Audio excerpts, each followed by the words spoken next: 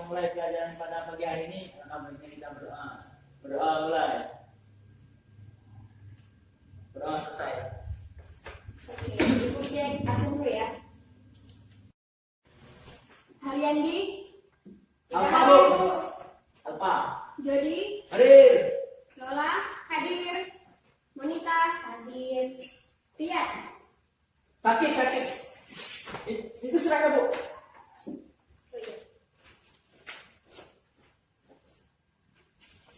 baik, ada yang masih ingat pelajaran kemarin tentang apa? Sistem Sistem reproduksi. Sistem reproduksi itu apa jadi? Suatu sistem untuk manusia itu berkembang biak bu. Monita bisa menambahkan sistem organ seks dalam organisme yang bekerja sama untuk tujuan reproduksi seksual. Ya, benar. Lola tahu sistem reproduksi pada wanita apa aja? Vagina, Bu, cervix, uterus, tubang falopi, dan ovarium. Ya, benar. Selanjutnya jadi organ pada reproduksi pria apa aja?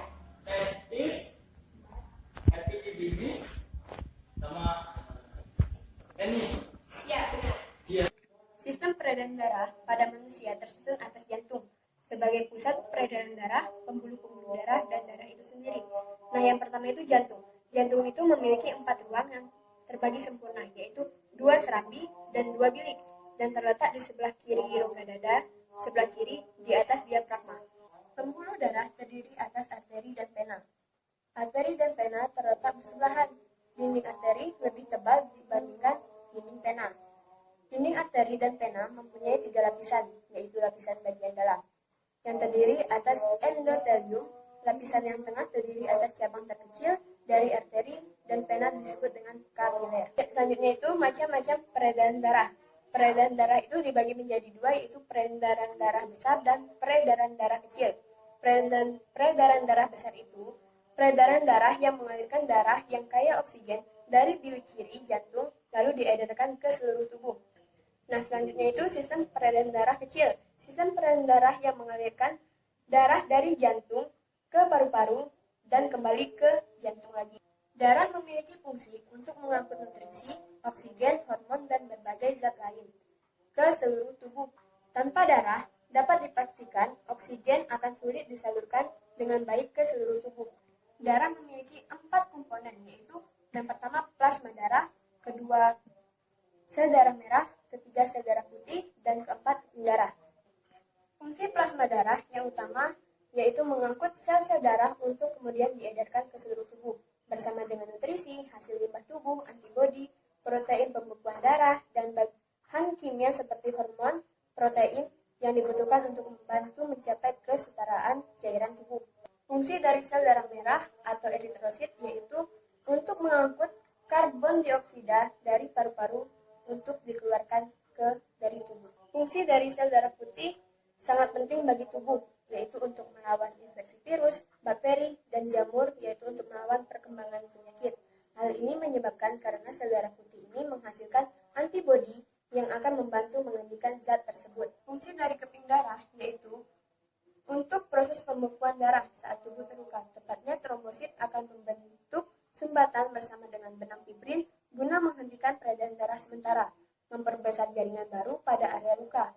Bayangkan jika trombosit ini tidak ada, maka akan sulit untuk bisa dipulihkan kembali. Ini 2 tugas kalian kerjakan tentang sistem peredaran darah ya.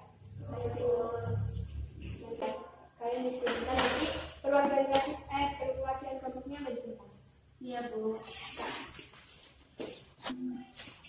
Oke, kita melakukan percobaan di luar. Ya, Bu.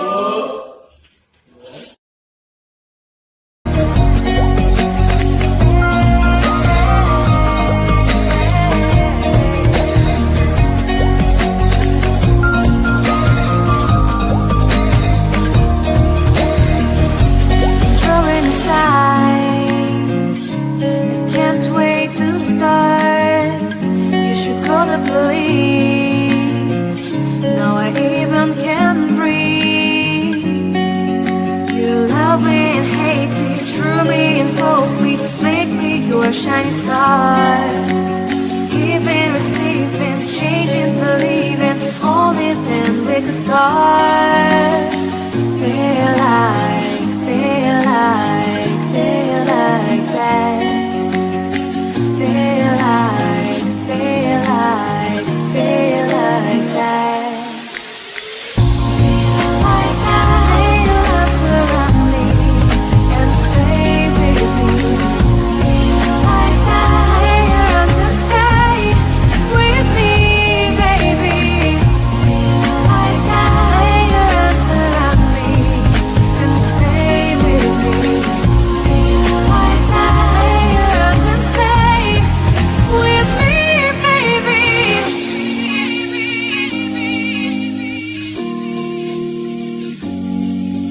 Stay, stay, stay. Stay, stay,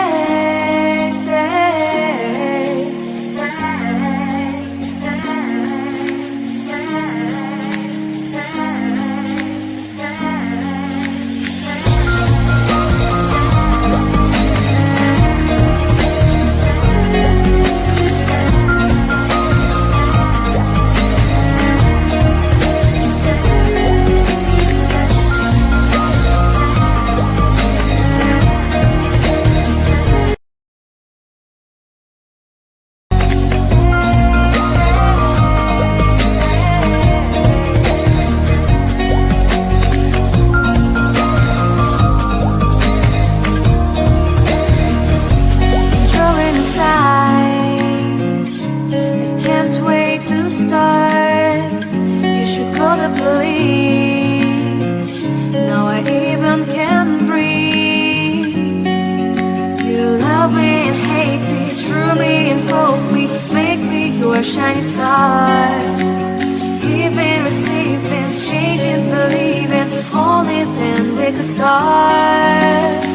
Feel like, feel like, feel like that. Feel like, feel like, feel like that. Feel like your arms around me and stay with me. Feel like your arms and stay with me, baby. Feel like your arms around me and stay with me. Feel like your arms and stay with me, baby.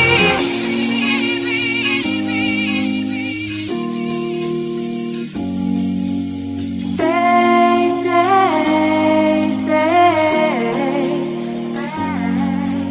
Stay, stay,